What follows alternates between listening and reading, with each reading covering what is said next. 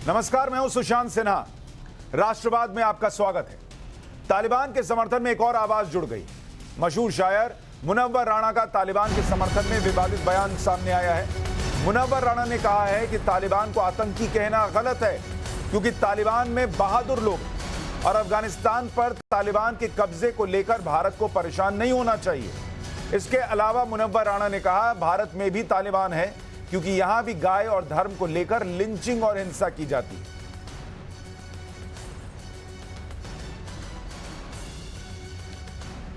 है या दोनों है।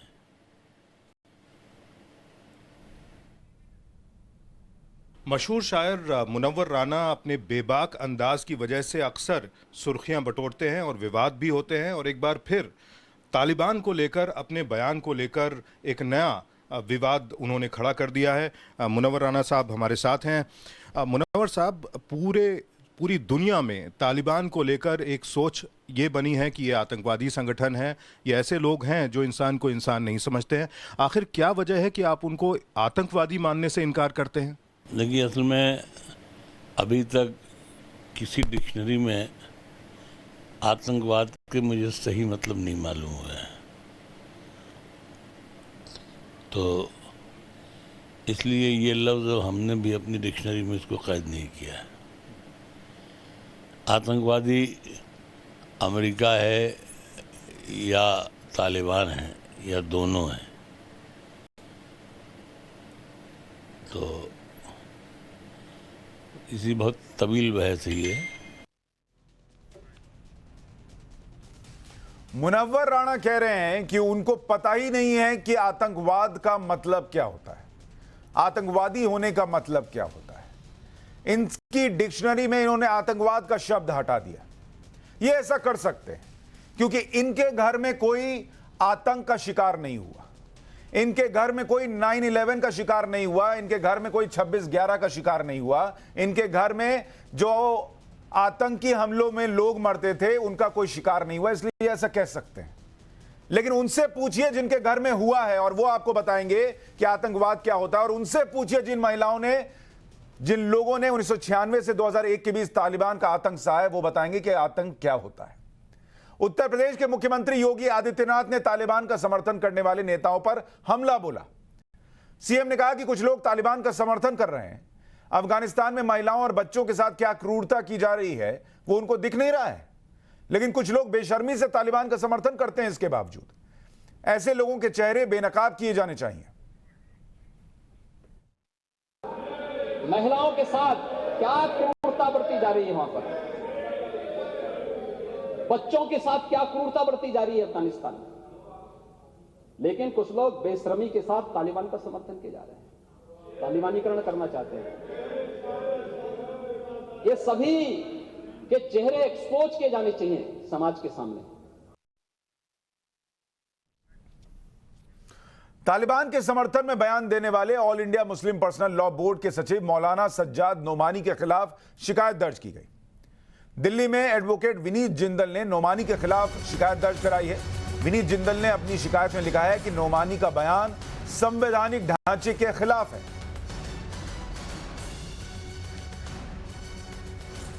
जो कौम मरने के लिए तैयार हो जाए उसे दुनिया में कोई शिकस्त नहीं दे सकता।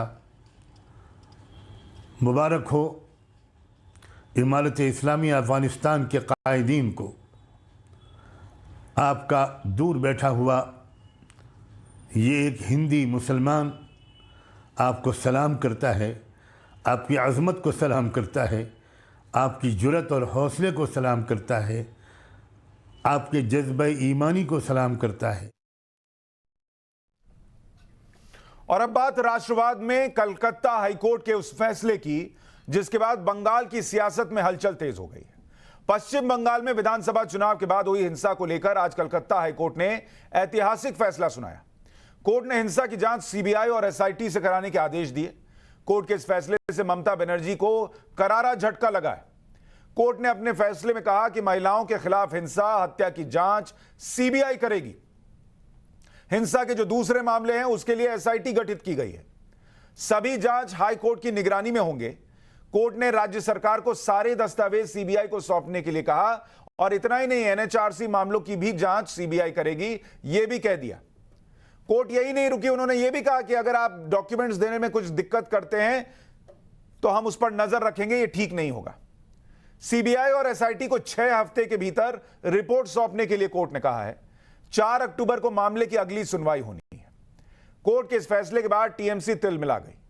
टीएमसी फैसले से नाराजगी जता रही है। कांग्रेस टीएमसी को फैसले के खिलाफ सुप्रीम कोर्ट जाने की सलाह दे रही है। हर बार राज्य के अधिकार में जो कानून का स्थिति है, लॉ एंड ऑर्डर है, उसमें सीबीआई आ जाएगा तो राज्य का अधिकार घट जाएगा। हम तो इसको खिलाफ है। मैं समझता हूं कि राज्य सरकार इस पे सोच विचार करके अपील में जाएंगे, तब देखा जाएगा। अगर उसका निर्देश है तो मेरा ख्याल है कि न्यायालय का निर्देश तो राज्य सरकार को मानना ही होगा, और नहीं तो उस निर्देश के खिलाफ या उससे आदेश के खिलाफ सुप्रीम कोर्ट में जाकर अपील कर सकता है राज्य सरकार। दूसरी तरफ बीजेपी फैसले को ऐतिहासिक बता रही है। कह रही है कि इस फैसले से बंगाल में तानाशाही खत्म होगी। निर्णय का स्वागत करते हैं और निश्चित तौर पर जिस देश को आज़ादी के साथ भी महात्मा गांधी जी के साथ अहिंसा के साथ जोड़ा जाता था, उस देश में अगर पश्चिम बंगाल में हिंसा के लिए जाना जाए तो इससे बड़ा दुर्भाग्य क्या होगा।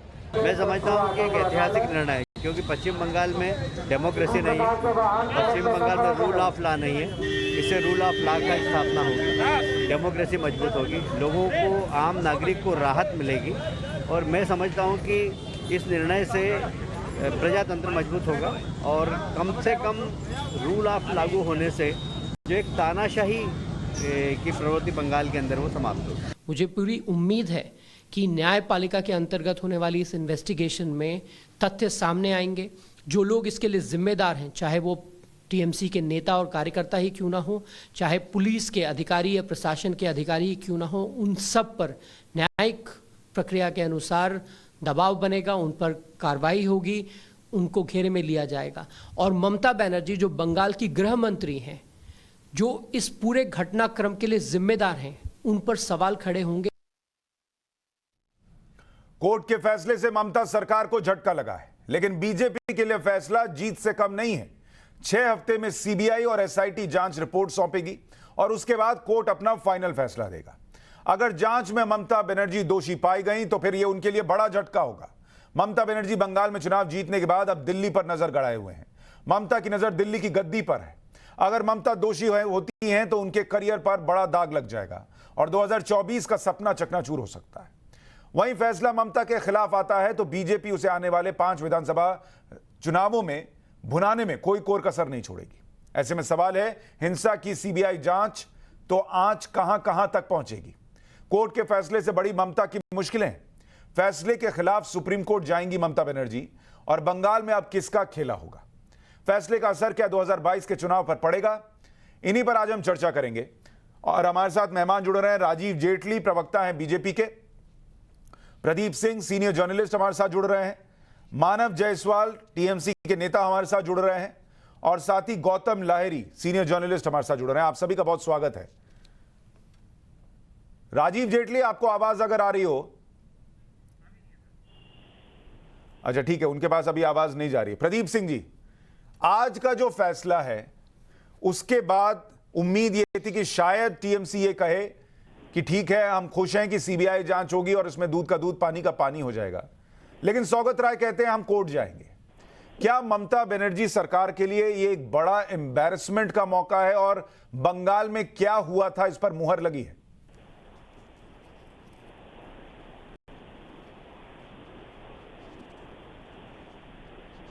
प्रदीप जी। नहीं, देखिए, ये जो 2 मई के बाद से लगातार झूठ बोल रही थी ममता बनर्जी और उनकी सरकार कि कोई कुछ हुआ ही नहीं, हिंसा की कोई घटना नहीं हुई, और ये जो वीडियो आ रहे हैं ये तो बीजेपी वाले फर्जी वीडियो बनाकर अपलोड कर रहे हैं, इन्हीं के खिलाफ एक्शन होना चाहिए। पहले एनएचआरसी की रिपोर्ट, फिर आज जो उस पर फैसला आया है कलकत्ता हाई कोर्ट का, और ये याद रखिए कि एक्टिंग चीफ जस्टिस की अध्यक्षता में 5 जजों की बेंच ने यूनानिमस फैसला दिया है। एक राय से ये फैसला आया, कोई डिसेंटिंग नोट नहीं है। तो उसके बाद जो लोग दिल्ली में ममता बनर्जी की पालकी ढोने के लिए तैयार थे, सवाल उनसे भी पूछा जाना चाहिए कि क्या इसी तरह की डेमोक्रेसी चाहते हैं?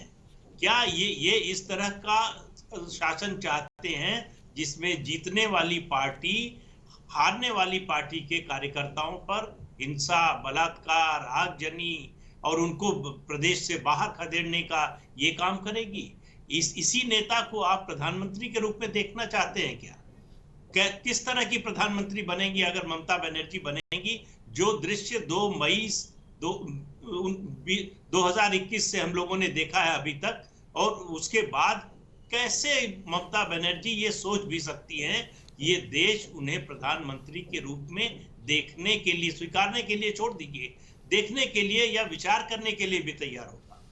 जो कुछ पश्चिम बंगाल में हुआ है उससे ज्यादा शर्मनाक किसी भी जनतांत्रिक व्यवस्था में नहीं। सर, हमारे साथ प्रवक्ता नेता हैं मानव जायसवाल टीएमसी के, उनसे बात करते हैं एक बार। मानव जी, क्या आज टीएमसी को एहसास हो रहा है कि कम से कम सच बोलना चाहिए था? कोर्ट का ये फैसला आपके लिए एम्बैरेसमेंट लेकर आया है, नहीं लेकर आया है? सर, पहले तो मैं सभी को नमस्कार करता हूं और पूरे देश को नमन है मेरा। सर, बड़ा अद्भुत है मुझे ये टॉपिक जो लग रहा था कि शायद हाईकोर्ट का जो ऑर्डर है जिसके लिए हाईकोर्ट ने बोला है कि पूरे देश को संज्ञान लेना है, मैंने उन्होंने एसआईटी गठित करने की बात करी है। लेकिन मुझे जब आपकी सर बात कर रहे थे, गुरुजन है हमारे, ये सिर्फ ममता बनर्जी के बारे में ही बात कर रहे थे। ये हाईकोर्ट का क्या जजमेंट हुआ है, हाईकोर्ट ने क्या बोला है, इनको सिर्फ ये दिखाना है कि भाई ममता बनर्जी प्रेसिडेंशियल कैंडिडेट है, प्राइम मिनिस्टर कैंडिडेट है कि नहीं है। ये बड़ा अद्भुत है सर। जहां तक बात होती है सच्चाई की सर, ये तो पूरा विश्व जानता है कि बीजेपी एक झूठी पार्टी है। झूठ बोलने में उन्होंने उनका पराक्रम सिर्फ झूठ बोलने का है। वो अंग्रेजों के टाइम से लेकर अभी तक झूठे बोल रहे हैं। आज यहाँ पे हमने आपके पहले कुछ देर पहले देखा कि हमारे एक नेता हैं जो आज यूनियन मिनिस्टर हैं, श्री अनुराग ठाकुर जी, कुछ आपका शायद चैनल नया है लेकिन आपके ही चैनलों के सहपाठी जो है उन्होंने दिखाया था, गोली मारो डैश डैश को, देश के डैश डैश को। हमारे देश में जो अगर कोई गद्दार है तो उसको निकालिए, उसको सजा दीजिए। आप न्याय मानव जायसवाल जी, आप प्रदीप जी का कह रहे थे कि वो ममता बनर्जी पर बात कर रहे हैं। मेरा सवाल आपसे था हाईकोर्ट के फैसले पर, आप बीजेपी पर चले गए। नहीं सर, मैं तो सर न्यायपालिका है सर, हमारा पूरा सम्मान है, हमारी नेत्री ने हमको सिखाया है और वो खुद एक लॉयर है, वो तो लोगों के लिए ह्यूमन राइट्स के लिए काफी लड़ी भी हैं। मैं आपको थोड़ा सा रोक रहा हूं। केंद्रीय मंत्री स्मृति ईरानी कुछ कह रही हैं, सुनो। ये वो महिला है जिसने देखा भारतीय जनता पार्टी के कार्यकर्ताओं को घर से घसीट के बाहर लिया जा रहा है, उनके घर जलाए जा रहे हैं, उन्हें शरणार्थी बनकर एक और प्रदेश में जाना पड़ रहा है, चुप बैठी रही। माँ ममता महिला तो छोड़िए, इनके अंदर का इंसान तक नहीं जागा। लेकिन जिस तरह से वो कहे कि जो रिपोर्ट आई एनएचआरसी की वो पूरी तरह से पॉलिटिकल मोटिवेटेड है। जजमेंट एनएचआरसी का नहीं, जजमेंट कोर्ट का है। और कोर्ट ने क्या कहा है कि जानबूझकर पश्चिम बंगाल सरकार ने तथ्य छिपाए, जानबूझकर एविडेंस डिस्ट्रॉय करवाया, जानबूझकर एफआईआर नहीं की। अब वो लोग कह रहे हैं कि हम सुप्रीम कोर्ट जाएंगे और सबसे बड़ी बात कहीं भी जाएं, वो ये भी कह रहे हैं कि लॉ एंड ऑर्डर, सच को आप हाई कोर्ट घसीटे या सुप्रीम कोर्ट घसीटे, सच नहीं बदलेगा। इन्होंने तो सीबीआई को ही आने से मना करा। वो बोल रहे हैं कि लॉ एंड ऑर्डर में सीबीआई का क्या काम है यहाँ पर, वो तो राज्य का काम है। ये भारत है, लोकतंत्र है। क्या ममता बनर्जी देश के संविधान से बड़ी हैं? आखिरी सवाल कि क्या आपको लगता है कि ये जो बड़ा फैसला है, जो एक बहुत ही सालों से वहाँ पर बंगाल में जो एक पॉलिटिकल हिंसा का जो दौर चल रहा था, लगता है इसके बाद थमेगा, कहीं ना कहीं एक तरह से अंकुश लगेगा उस पर इस फैसले के बाद? जब तक ममता बनर्जी पर अंकुश नहीं लगता तब तक पॉलिटिकल संहार पर अंकुश नहीं लगेगा। और जब मैं अंकुश की बात करती हूँ तो वो कोर्ट के माध्यम से न्याय संगत अंकुश होगा, जिसमें ममता बनर्जी को याद दिलाना पड़ेगा कि वो सत्ता की नहीं सेवा की कुर्सी पर बैठी हैं और संविधान सर्वोपरि है। महिलाओं का बलात्कार उनका पॉलिटिकल इंस्ट्रूमेंट नहीं हो सकता, पॉलिटिकल मर्डर उनका राजनीतिक गहना नहीं हो सकता। बहुत धन्यवाद। साफ तौर पर कहा कि बहुत बड़ा फैसला है और वहाँ पर जिस तरह से सरकार चल रही है इसके लिए जो संविधान है, संविधान से ऊपर ममता नहीं है और अब उसको उसका हिसाब देना पड़ेगा। कैमरामैन मनोज के साथ अमित कुमार, टाइम्स नाउ नवभारत, दिल्ली। स्मृति ईरानी भी सवाल उठा रही हैं, बंगाल में आखिर राज किसका है। हमारे साथ तमाम मेहमान बने हुए हैं। मानव जायसवाल जी, मैं चाहूंगा कि आप कोर्ट के फैसले पर ही बात करें और मैं आपको पढ़कर सुनाता हूं। ना एनएचआरसी की बात है ना मेरी बात है, कोर्ट के ऑर्डर में लिखा हुआ है पेज नंबर 79 पर, even after registration of FIR. पहले कोर्ट ने यह कहा कि एफआईआर दर्ज करने को लेकर रेप और हिंसा के मामले में ल्यूक वार्म रिस्पॉन्स था राज्य की सरकार का। उसके बाद कोर्ट ने कहा even after registration of FIR the observation by the state is that these में रिजल्ट इन नो केस। यानी एफआईआर दर्ज करने के बाद राज्य ने यह मान लिया कि इनमें तो कोई मामला ही नहीं बनेगा। दिस शोज, सुनिएगा sir, this shows predetermined mind to take investigation into a particular direction. यानी यह दिखाता है कि पहले से सोच थी कि जांच को एक दिशा में ले जाना है। Under such circumstances investigation by independent agency will inspire confidence to all concern. क्या मुख्यमंत्री के पद पर रहने का अधिकार है ममता बनर्जी को, जो कि वहां की मुख्यमंत्री हैं, गृह मंत्री हैं, और कोर्ट कह रहा है कि उनके अंडर आने वाली पुलिस रेप और हत्या के मामले में पहले से तय कर चुकी थी कि उसको जांच किधर ले जानी है। क्यों है वो उस पद पर? नहीं सर, नहीं, ऐसा नहीं है। कोर्ट ने ऐसा ऑब्जर्वेशन नहीं दिया है। कोर्ट ने बोला है कि ये आरोप है एनएचआरसी का, और सर ये जो आरोप है ना, ये सर आरोप चलता रहेगा। सर मानव जी, तो है नहीं। मैंने आपको जो पढ़कर पूरी एक एक लाइन सुनाई, ये कोर्ट का आज का ऑर्डर का पार्ट है सर, मैं अपने मन से नहीं बोल रहा हूं। नहीं, बिल्कुल सही बोल रहे हैं सर, आप अपने मन से क्यों बोलेंगे सर? आज एनएचआरसी का रिपोर्ट है, कॉल फॉर जस्टिस बोल के कोई एक तो फेक इनकी आती है, वो जर्नलिज्म करती है और जाके रिपोर्ट दायर करती है, एनएचआरसी को हेल्प करती है। और जहां तक मुख्यमंत्री का सवाल है सर, ममता बनर्जी हिंदुस्तान की एक लौती महिला मुख्यमंत्री है, ममत्व का निर्वाह किया है, अदम्य साहस का परिचय दिया है सर। दुर्गा तुल्य मानव जी, आप टीएमसी में हैं, आपको सूट करता है ममता बनर्जी की तारीफ करना। मेरा आपसे बतौर पत्रकार सवाल है कि जिस राज्य के लिए कोर्ट कह रहा है कि रेप और हिंसा के मामले में पुलिस तय करके बैठी थी कि जांच को किस डायरेक्शन में ले जाना है और नो केस बनाना है, वहां इंडिपेंडेंट एजेंसी से जांच कराना जरूरी हो जाता है, उस राज्य के गृह मंत्री को क्यों इस्तीफा नहीं देना चाहिए? और उस गृह मंत्री का नाम है ममता बनर्जी। बिल्कुल सर, बिल्कुल सर। जिस तरीके से दिल्ली में जब इतना बड़ा कांड होता है और जितने लोहलुहान हो जाता है पूरा देश, तो क्या दिल्ली में जो हुआ उसके लिए कोर्ट का ऐसा ऑब्जर्वेशन है? क्या दिल्ली में कोर्ट के लिए कोर्ट का ऐसा ऑब्जर्वेशन है? सर दोहरा चरित्र दिख रहा है, आज के डेट में सिर्फ दोहरा चरित्र दिख रहा है। इतना भय किस लिए है सर? मानव जायसवाल साहब, आप क्यों ममता बनर्जी को डिफेंड कर पा रहे हैं मैं आपको बताऊं। मानव जायसवाल साहब, आप ममता बनर्जी को इतने कड़े शब्द कोर्ट के होने के बावजूद इसलिए डिफेंड कर रहे हैं मानव जी, क्योंकि आपके घर में किसी के साथ ये नहीं हुआ। नहीं सर, नहीं, हमारा पूरा बंगाल हमारा है सर। पूरा बंगाल आपका है। आपके बंगाल के लोग असम में जाकर शरणार्थी बने हुए हैं, एक आदमी टीएमसी का मिलने नहीं गया। हमारा परिवार 136 करोड़ जनता है। अरे सर, ये लंबी लंबी लाइनें फेंकने से नहीं होगा सर। कोर्ट कह रहा है कि आपने मामले को दबाने की कोशिश की, गृह मंत्री क्यों नहीं बंगाल की इस्तीफा देती हैं? सुनिए सर, आपके जो बीजेपी के बहरूपिया वाले नेता लोग हैं ना, जो बोलते हैं कि गोली मारो डैश को, सर मैं आपसे एक बात कहता हूं, मुझे बीजेपी से कोई लेना देना नहीं, कांग्रेस से लेना देना नहीं, टीएमसी से लेना देना नहीं, मुझे बंगाल की जनता दिखती है और बंगाल की जनता, उसको ये जवाब चाहिए सर। कोर्ट कह रहा है।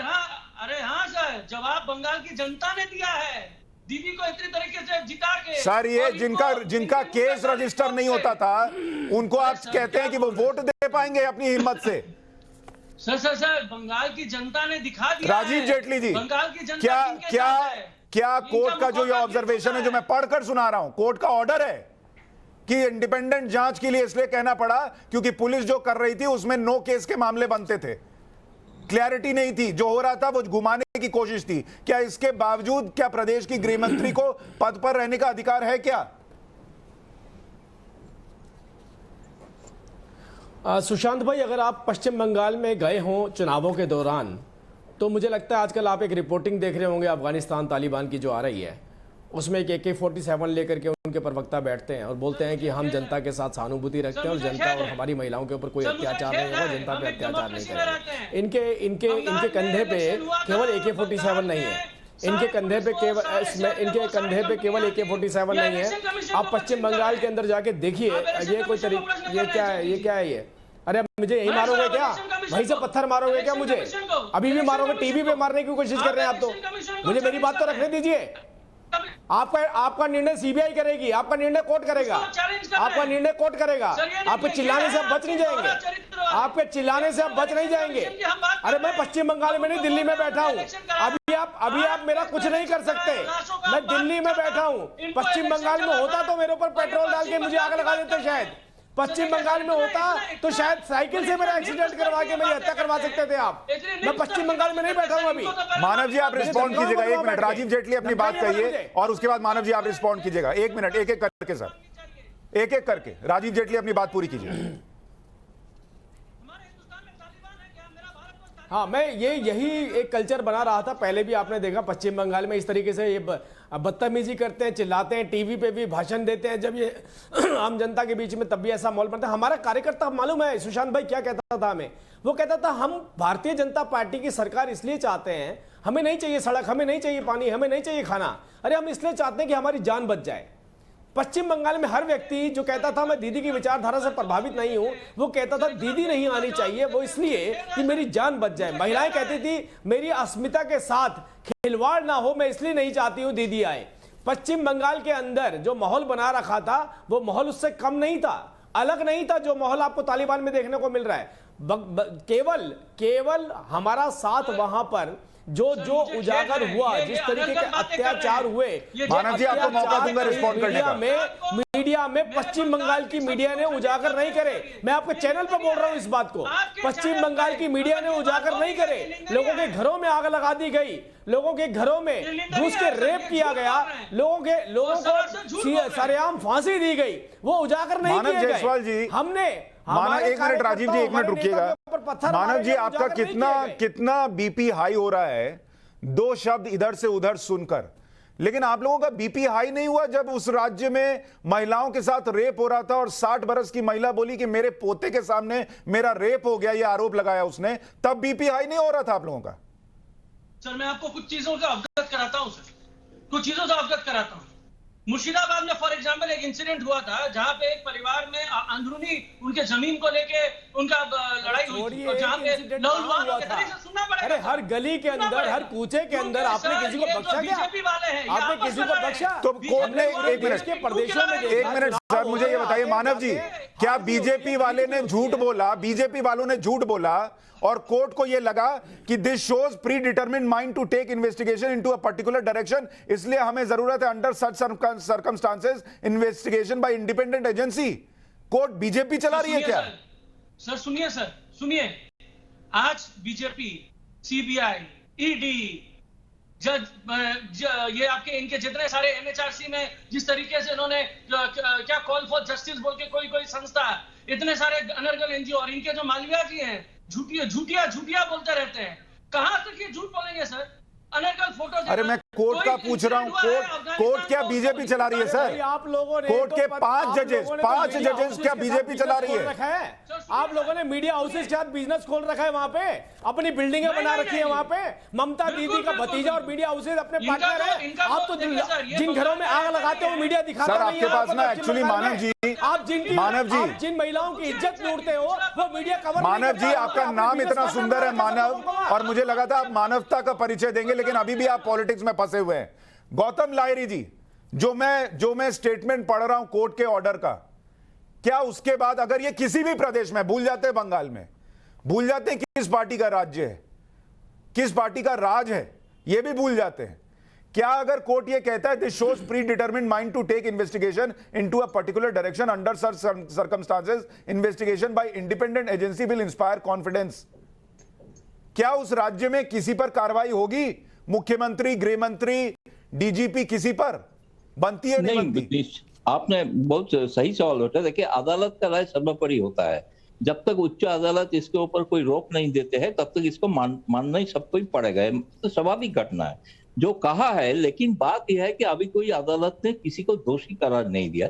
सीबीआई को कहा है जिस ढंग से इंक्वायरी हो रहा था उसमें वो संतुष्ट नहीं है, इसलिए सीबीआई को कहा गया आप सटीक इसको जांच करके अदालत में इसको रिपोर्ट दीजिए। ये रिपोर्ट के बाद अदालत अपना फैसला सुनाएंगे, वो भी डिवीजन बेंच के लिए दिया है। तो इसलिए मैं कहता हूँ निश्चित तौर पे राजनीतिक तौर पे ममता बनर्जी सरकार के ऊपर झटका तो जरूर लगा है, मानना ही पड़ेगा, लेकिन भारतीय जनता पार्टी भी इसको पॉलिटिकल इस्तेमाल भी करेंगे जैसे हो रहा है।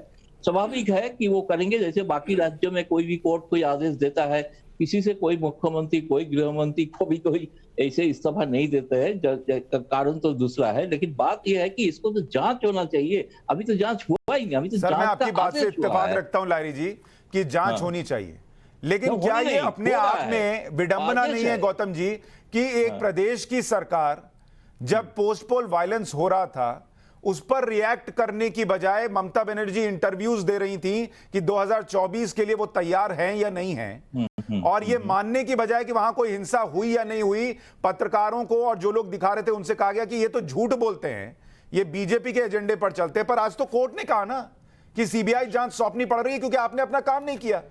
नहीं, ये तो है स्टेट पुलिस एडमिनिस्ट्रेशन के ऊपर इन्होंने नो कॉन्फिडेंस जताया है कोर्ट, ये तो बात सही है। लेकिन इसके साथ साथ बाकी जो इंक्वायरी है एसआईटी के ऊपर दिया है, जिसमें स्टेट पुलिस आईपीएस ऑफिसर का कमेटी बनाया जिसका हेड करेंगे एक सुप्रीम कोर्ट का रिटायर्ड जज, वो भी एक इंटरेस्टिंग फैसला है। उसमें निश्चित तौर पे ममता बनर्जी का राय से कोई इसका सुखद घटना तो नहीं है, दुखद ही घटना है, और इसके लिए जवाब तो और भी आगे बहुत देना है। राष्ट्रीय स्तर पे का जो बात आप कर रहे हैं, इसके लिए देखिए राजनीतिक स्तर पे एक ध्रुवीकरण हो चुका है। वो आप मानो किसी ने अपराधी है कि नहीं है बात अलग है। बीजेपी और बीजेपी के खिलाफ जो है उसके लिए अगर कोई अपराध, ये तो परसेप्शन का बात है ना, ये आजकल ऐसे नहीं है किसी को सर्टिफिकेट दिया जाएगा टेलीविजन चैनल से। प्रदीप जी, क्या इस देश में अगर यही टिप्पणी, कोर्ट की टिप्पणी जो मैं अभी पढ़कर सुना रहा हूं, 4 बार पढ़कर सुना चुका, यही टिप्पणी किसी और व्यक्ति के लिए आई होती या मान लीजिए कि नरेंद्र मोदी के लिए आ गई होती, क्या इतनी ही मोहब्बत से चर्चा हो रही होती कि ठीक है हो गया है लेकिन अभी आखिरी फैसला नहीं आया है, इंतजार करना चाहिए? नहीं, मैं तो यही कहूंगा, फिर अगर ऐसा होता है तो मैं यही कहूंगा ऐसे होना चाहिए, इंतजार करना चाहिए, क्योंकि एक कोर्ट का टिप्पणी के कारण अगर देश में मुख्यमंत्री प्रधानमंत्री इस्तीफा दे देंगे तो देश कहाँ रहेगा, वो बात तो नहीं। लेकिन जो अपराध हुआ है इसको आप सोचिए, एक अपराध हुआ है, अपराध में बीजेपी का लोगों के ऊपर अत्याचार हुआ है, बात को उन्होंने कोर्ट ने कहा है। ठीक है, लेकिन सर इसमें सवाल है ना लाहिरी जी, सवाल तो ये है कि जिन मुख्यमंत्री और जो कि खुद गृह मंत्री हैं उनके राज्य में अगर ये हो रहा है तो लोगों का कॉन्फिडेंस कहां से आएगा? आएगा ही नहीं ना, कैसे कॉन्फिडेंस आएगा?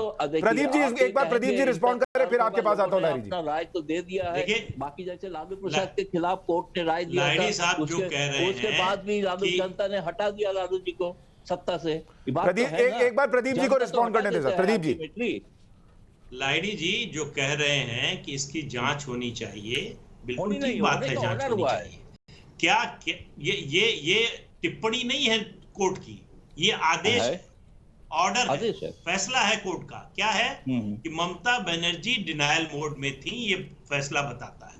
ये फैसला बताता है कि हिंसा की घटनाएं हो रही थी और पहले एफआईआर नहीं लिखी जा रही थी, एफआईआर लिखी गई तो तय कर लिया, पहले जांच से पहले तय कर लिया एडमिनिस्ट्रेशन ने कि ये केस कहीं पहुंचेगा ही नहीं।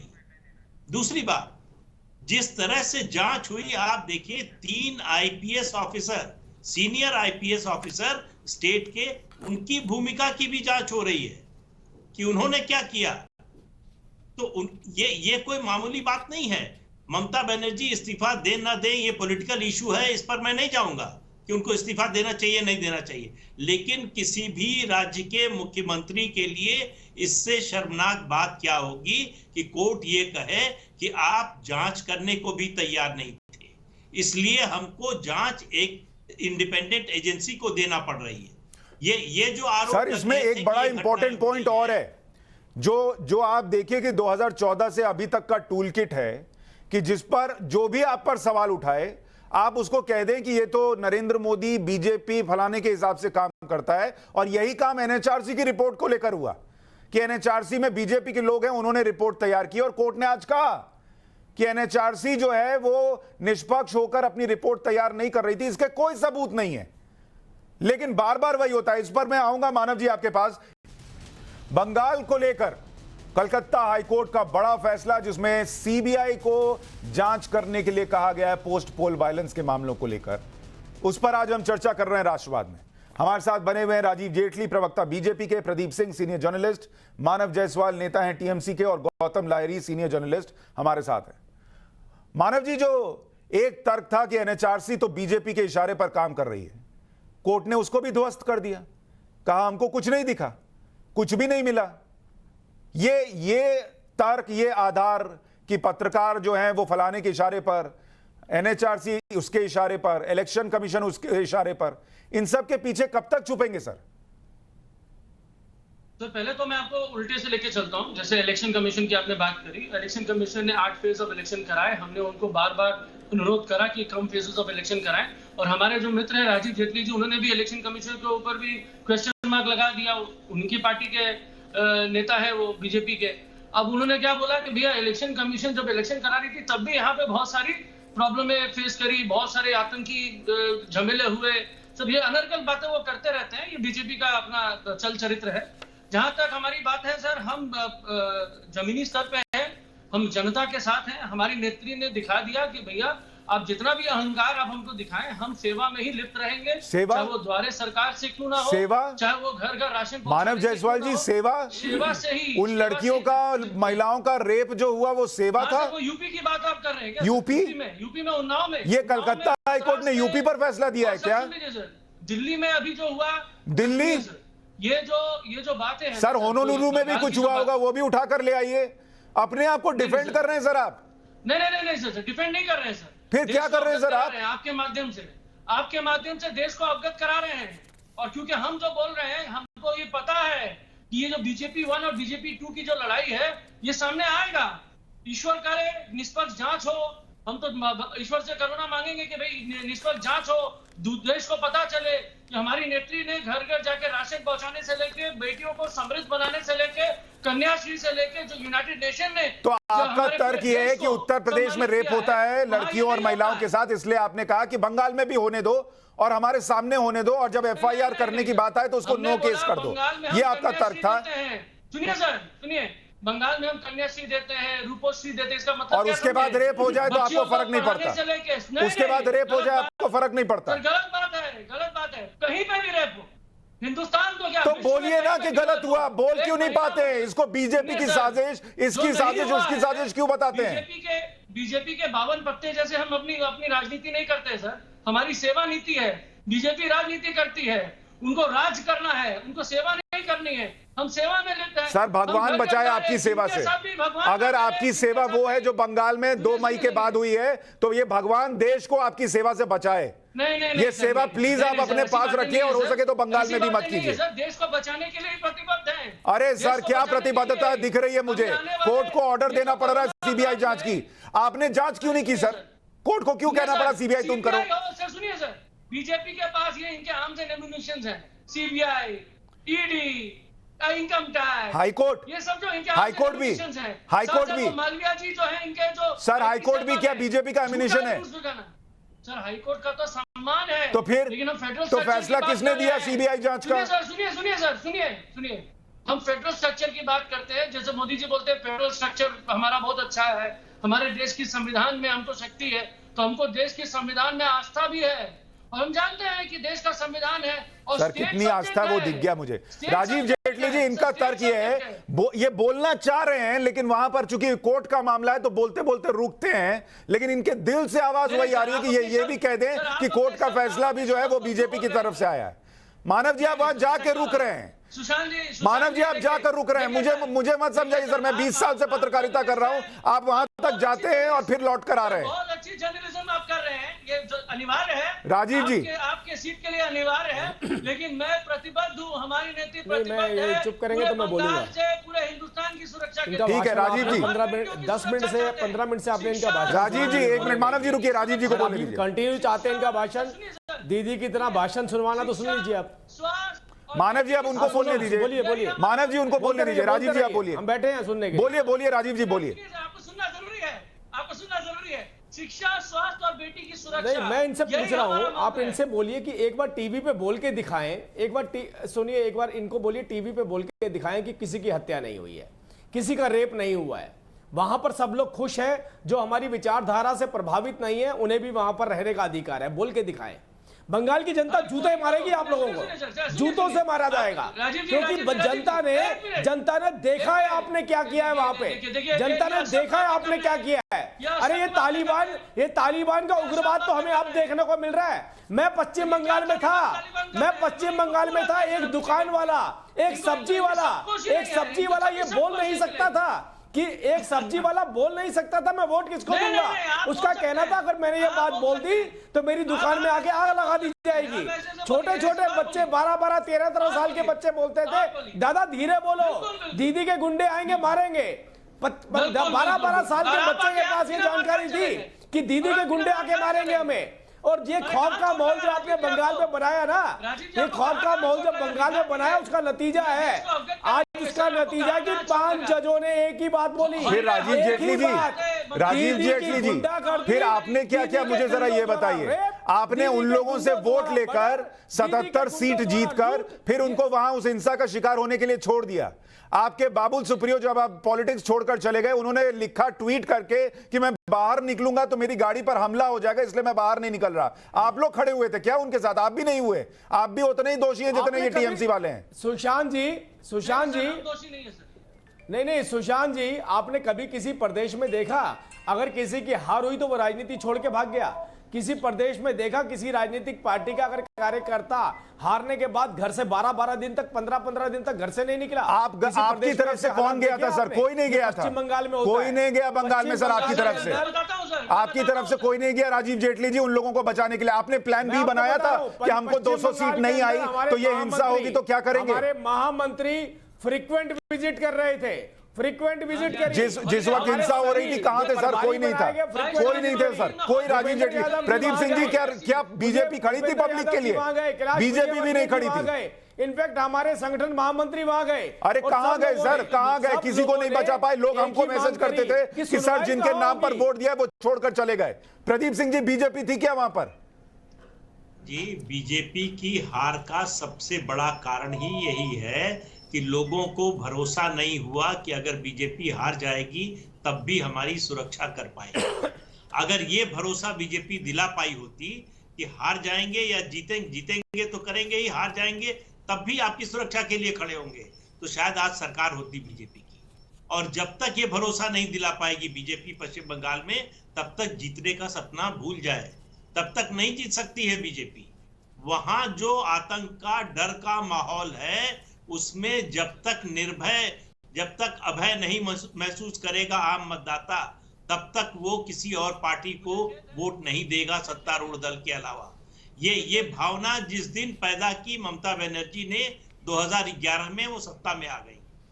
तो इसलिए प्रदीप जी, ये जो फैसला है आज हाईकोर्ट का, क्या इसका इंपैक्ट आप 5 राज्यों के चुनाव पर देखते हैं? नहीं, बिल्कुल। देखिए, मुझे नहीं लगता कि बहुत ज्यादा होगा इसका इम्पैक्ट, क्योंकि ममता बनर्जी का इन 5 राज्यों में से कहीं कोई जनाधार नहीं है, तो इसलिए उसका इम्पैक्ट बहुत ज्यादा नहीं होगा। लेकिन ये निश्चित रूप से बीजेपी के लिए बोलने के लिए एक साइकोलॉजिकल एडवांटेज जरूर हो गया कि हम जो कह रहे थे, सुप्रीम हाई कोर्ट ने उसकी एक तस्दीक कर दी कि ये घटनाएं हो रही थी, ये सच्चाई थी, वास्तविकता थी। लोगों के घर जलाए गए, हत्या की गई, रेप हुआ, लोगों का पलायन हुआ। इसको हाई कोर्ट। गौतम लाहिरी जी, आपके हिसाब से आज के फैसले का असर पड़ेगा ममता बनर्जी की 2024 की उम्मीदों और 2022 के विधानसभा चुनावों पर? नहीं, 2024 तो बहुत दूर है, मैं इतना फोरकास्ट नहीं करने वाला हूँ। मैं ये बोल रहा हूँ कि हाई कोर्ट का राय से कम जो स्थानीय भाजपा लीडरशिप है, जो कार्यकर्ता है, उनको एक बल मिलेगा कि शायद हमारा कोई देखने वाले है, कोई विचार हो सकता है। क्योंकि भाजपा का वहां पे भागदौड़ मची हुई है, नीचे स्तर पे लोग रोज 200, 250, 300 करके, पता नहीं यहाँ पे दिल्ली में खबर है, रोज ज्वाइन कर रहे हैं। मैं तो बंगाल अखबार खुल के ही देखता हूँ ना, बंगाल का टीवी चैनल से ही देखता हूँ। तो इसीलिए रोज जो ज्वाइनिंग वो सिलसिला शायद थोड़ा बहुत कम हो सकता है, थोड़ा कंसोलिडेट कर पाएंगे।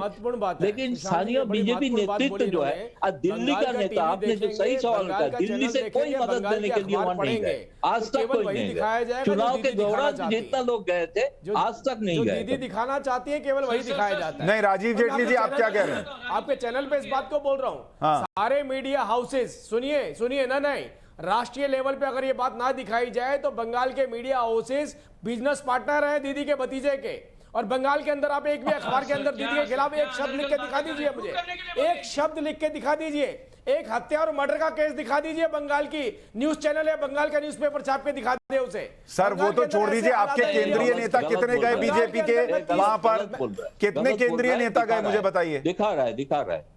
मैं गलत बोल रहा हूं तो आप मुझे, मैं अभी बोल रहा हूं, आप अभी बोल रहा हूं, पिछले 2 हफ्ते का न्यूज़पेपर निकालिए और मुझे एक भी पेपर में दिखाइए जब दीदी के खिलाफ एक भी शब्द लिखा हो किसी भी न्यूज़पेपर में। ठीक है, मैं इस पर लौट रहा हूं कि क्या बंगाल में मीडिया पर भी एक इमरजेंसी है। कलकत्ता हाईकोर्ट ने बंगाल में जो हिंसा हुई उसको लेकर जांच सीबीआई को सौंप दी है।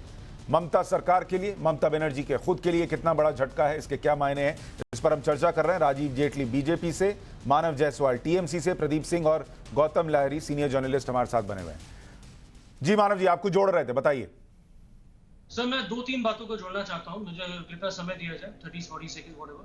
पहली तो बात है सर, जो हम न्यायपालिका जो हमारी है वो हमारे लिए भगवान अतुल्य है, ईश्वर अतुल्य है। दूसरी बात मैं आपको बताना चाहता हूं, मैं जानना चाहता हूं, अगर ये सीबीआई जांच अगर होगी, एसआईटी होगी, मैं इनको अनुरोध करता हूं कि ये बीजेपी के आईटी सेल को भी उसमें सम्मिलित करें जांच प्रतियोगिता में, क्योंकि उनको जब जांच करनी होगी, क्योंकि ये लोग जो क्या करते हैं, जो भी फेक न्यूज चला देते हैं। तीसरी बात, एनएचआरसी में बड़ा सेलिब्रेशन है, ये कोई वर्डिक्ट नहीं है। आपकी मुख्यमंत्री तो सीबीआई हेडक्वार्टर पे हजारों लोगों की संख्या में अटैक कर देती है निजाम हाउस पे जाकर। निजाम ऐसा कभी देखा है किसी प्रदेश के मुख्यमंत्री अपने मंत्रियों के साथ जाकर के किसी? मानव जी आप बोलिए, राजीव जी एक बार उनको कंप्लीट कर लेने दीजिए, फिर आप बोलिएगा। मानव जी बोलिए। किसी प्रदेश में ऐसे हालात देखे आपने? आप क्या न्यायिक व्यवस्था की बात कर रहे हैं कि हम चाहते हैं कि कभी देखा है आपने किसी हेडक्वार्टर पे अटैक कर दिया जाए मुख्यमंत्री द्वारा, उसके मंत्रियों द्वारा? आईटी सेल भी आए सर, इनको बोले चुप करने के लिए सर, बड़े बड़े बौखलाए हुए रहते हैं सर, बड़ा तकलीफ होता है सर। समय कम है, प्लीज आप अपनी बात पूरी कीजिए। कैसे करें? आज सीबीआई आपकी इन्वेस्टिगेशन करे तो उसका आप हेडक्वार्टर का कब्जा ले, उसके ऊपर आप अटैक कर दे, चैनल के ऊपर आपके खिलाफ बोला जाए तो आप बोलिए हमको चुप करवाइए।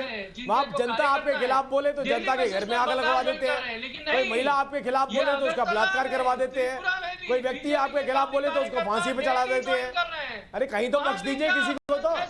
वहां तो इनकी डबल इंजन की सरकार है जो कि फेल है, इसलिए वो छोड़ के टीएमसी ज्वाइन कर रहे हैं, टीएमसी को ज्वाइन कर रहे हैं अगरतला त्रिपुरा में। और हमारे टीएमसी आप लोगों से लोग घबराते हैं, अब सीबीआई जांच होगी तो दूध का दूध पानी का पानी हो जाएगा।